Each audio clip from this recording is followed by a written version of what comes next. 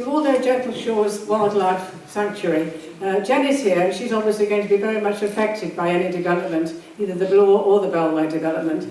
And I asked her to come tonight, perhaps just to give you a little idea of how life would be for her and her animals and birds if any development happened adjacent to her business. Right, good evening, everybody. Everybody familiar with Gentleshaw over at Fletcher's? Just no, one is. So I am not from Eccleshall. I live 45 minutes away over in Cannock. At the bottom of my cul-de-sac are some massive fields that are full of red deer and trees, and it's beautiful. And guess what Bloor are doing? They're building several hundred homes on it. So that's affecting me, that's where I live. This is my life. We have been at Fletcher's for 33 years. My late father set it up. I was very determined that I was taking it over, and we're now about to hit our 33rd year.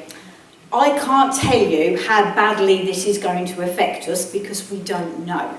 The only thing I am certain of is it's going to be bad, because it's going to be prolonged. It's going to affect the animals, it's going to affect our visitors, it's potentially going to affect the staff. The only thing we've got to measure it on is the effects that the other builds have had on us. So our emus, for example, when they were pile driving the one up the top, our emus weren't terribly happy with that. They would pace, they would get distressed, but it was at a distance. So if the wind was blowing in the right direction, they were calm. This is we're in the middle of that, smack bang in the middle of it. Bloor very kindly came for a meeting. The first gentleman that came was a complete idiot. He rocked up and his biggest concern was my flight shows. So when I asked him why that would be of a concern, he asked me how often I was flying aircraft into my tiny animal sanctuary at the back of Fletcher's. In hindsight, I should have said that we land Boeing 747s every 20 minutes all the time, but never mind. So that was the initial start. They then sent two guys out who had got all their pretty pictures and they got all the right answers, and they were going to put a fence up and there was no wildlife for us to worry about. The only thing they were concerned about was the noise that we make. Now, if anybody's local to Fletcher's or not that local, our animals are noisy. I know they're noisy. They've been noisy for 33 years.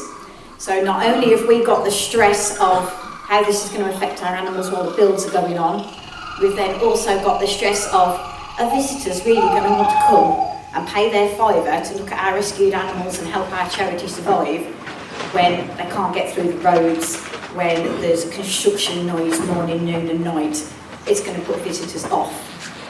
And then we've got the problem of once it's built, we've got 2,000, 4,000 people with bored teenagers with nothing to do, firework displays, all of the extra bits that are also going to have effects on us afterwards. And we've also going to have the problem of, we moved into this lovely estate and we paid thousands of pounds for this house, and there's lemurs yelling at 5 o'clock in the morning, and there's owls hooting all night, and at 2 o'clock on a weekend afternoon or a bank holiday Monday, there's some middle-aged woman waffling about conservation at the top of her lungs down a microphone, and it's drifting across our garden.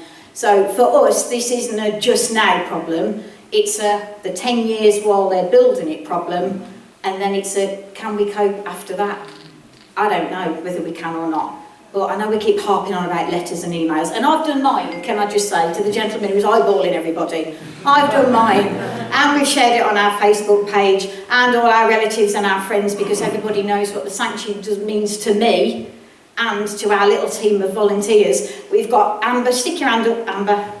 Amber's going to be 16 in a few days. Amber's been volunteering at the sanctuary since she was tiny.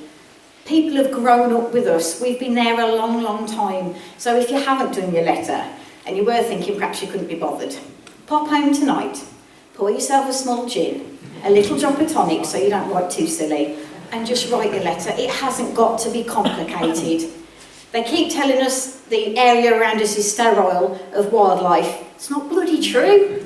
We are there 7 days a week. 52 weeks a year, Christmas Day, Boxing Day, New Year's Day with a slight hangover, every single day.